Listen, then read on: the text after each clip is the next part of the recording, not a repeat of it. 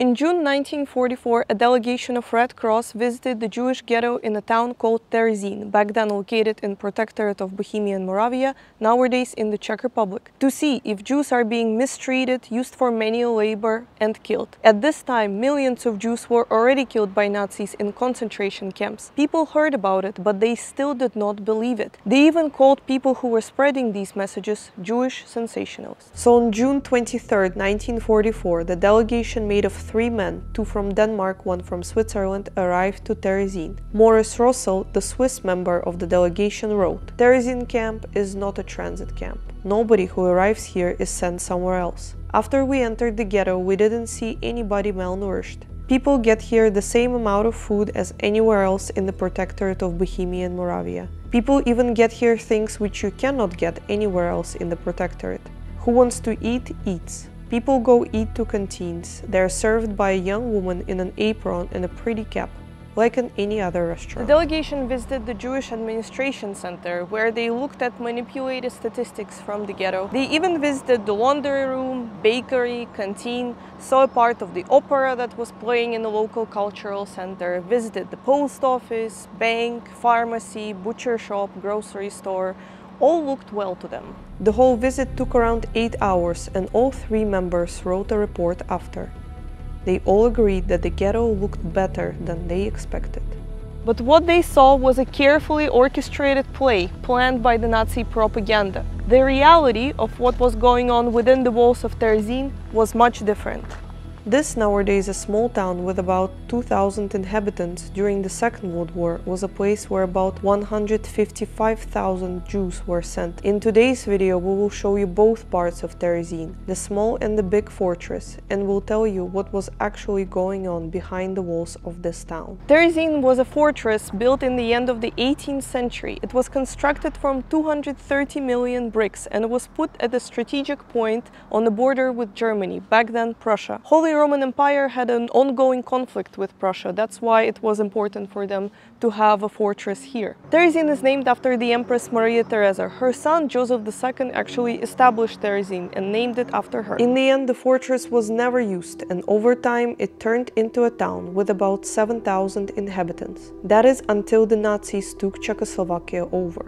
In 1941, Nazis decided to use Terezin as a ghetto for Jews from Bohemia and Moravia. They ordered all original inhabitants to move out of here, and instead of them, Jews were relocated. The problem was that this town originally had around 7,000 inhabitants, and the number of Jewish people in Bohemia and Moravia at that time was around 90,000 people. And as train after train was arriving to Terezin, bringing more and more people, the ghetto was running out of space. Winter of 1942. There is about 50,000 people in the ghetto. That's about 10 times more than the original amount of inhabitants. Food is scarce. Sometimes 3 people sleep in a place of 1. Fleas and lice everywhere. Lack of vitamins and malnutrition. Death rate starts to climb. Daily, about 150 people die. Sometimes people even commit suicides, especially the elderly, who receive the lowest amount of food since they cannot work.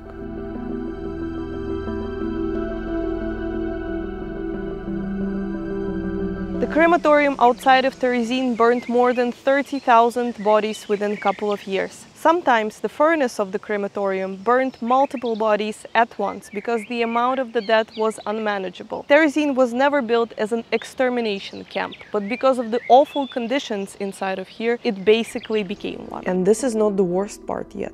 The worst part of Terezin was just next to the ghetto, the so-called small fortress. As you can see from this map, Terezin consists of 2 parts. This is the big fortress. This is where we are now. It is where the military barracks were located, and this is where the Red Cross came for a visit with a delegation.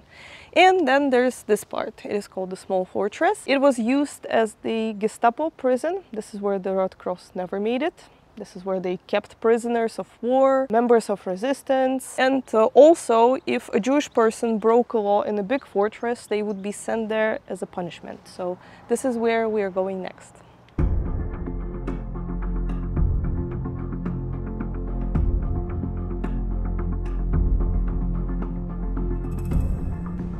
You see how the ground goes downhill over there? This is the moat. Don't forget that this place was built as a military fortress in the 18th century. In case of an attack, the floodgates would be open and the river that goes through Terezin would fill up the moat here in just a few hours. Imagine going through that as an 18th century soldier while being shot at from the fortress.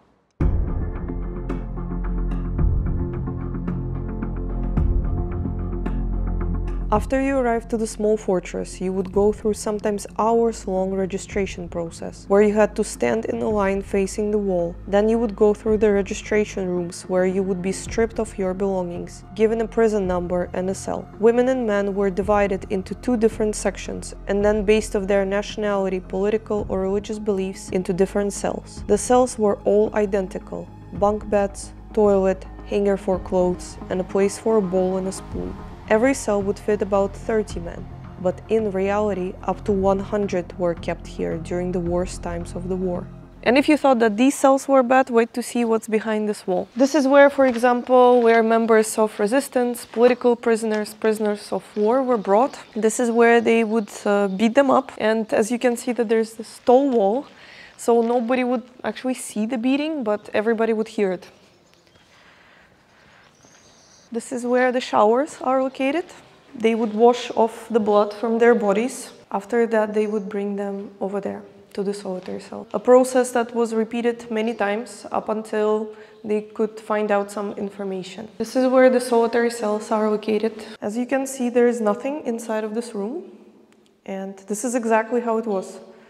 No bed, no toilet, just a small window that would be locked from the opposite side, and the prisoner would be in complete darkness here, which was obviously very disorienting. So sometimes they wouldn't know how long they were actually kept in the solitary cells. There is one where the window is closed, like this one, so you can have an idea of how dark it was really there. So people would be there for days, naked, cold. And obviously there was really no way out of here, only execution or sickness sometimes. There is one very famous solitary cell in the end of this corridor. This is the solitary cell of Gavrilo Princip. You might be thinking, Valerie, Gavrilo Princip lived during the First World War. You're absolutely correct, but Terezin was used as prison for political prisoners even before that. So Gavrilo Princip was actually sent here. There was another Greek national hero, Alexander Ypsilantis. He was also imprisoned here.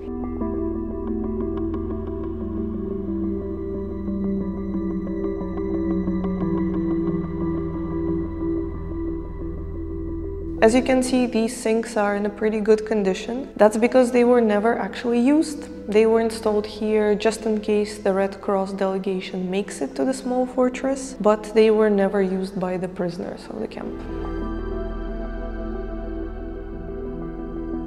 Now we will go through these corridors. They are definitely not meant for people with claustrophobia, and they were built here during the establishment of the Terezin fortress and meant for the soldiers that would be defending the fortress in case of an attack.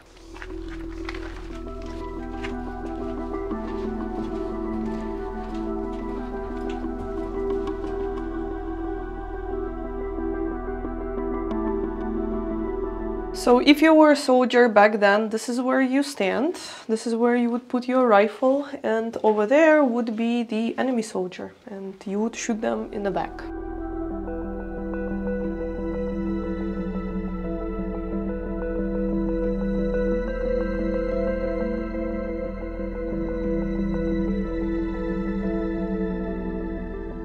This used to be the training ground for Czechoslovakian soldiers for shooting. This was used as an execution ground during the Second World War. This is where they killed many people.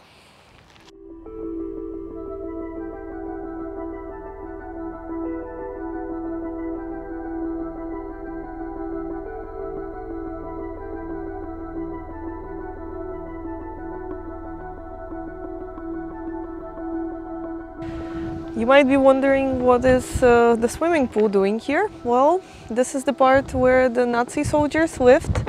So this was actually a swimming pool built for them by the prisoners that used just their hands and spoons. And this is where the soldiers were having fun. They also had a casino there and a cinema. This is where the prison commander lived with his wife and their children. Right next to the execution ground, right next to the cells where people were kept in inhumane conditions. This was the reality of Terezin. Nazis planned to use this town as part of their propaganda from the beginning, and when the Red Cross announced that they will pay Terezin a visit, they had 6 months to prepare. So they put fresh plaster on the walls, changed the street names, planted flowers, and even sent people who looked malnourished to the gas chambers. In the end, they managed to fool the Red Cross, and with them, the whole world. Before we end this video, we wanted to show you something connected to the recent history. Maybe you heard, but Madeleine Albright, the first woman to hold the post of the Secretary of the United States, passed away recently. And not many people know, but she was actually Czech. Her name was Jana Korbelova, and her family was Jewish, and many of her family members went through Terezin concentration camp, and she installed this memory plaque for them here. In this video, we showed you only a fraction of what you can see in Terezin. If you have some spare time while traveling to the Czech Republic, we highly recommend you visit this place, because we think that it shows you one of the most important stories, not only in the history of Czechoslovakia, but also in the history of the humankind. In the description of this video, we'll give you some tips on what you can see here and also how to get to Terezin.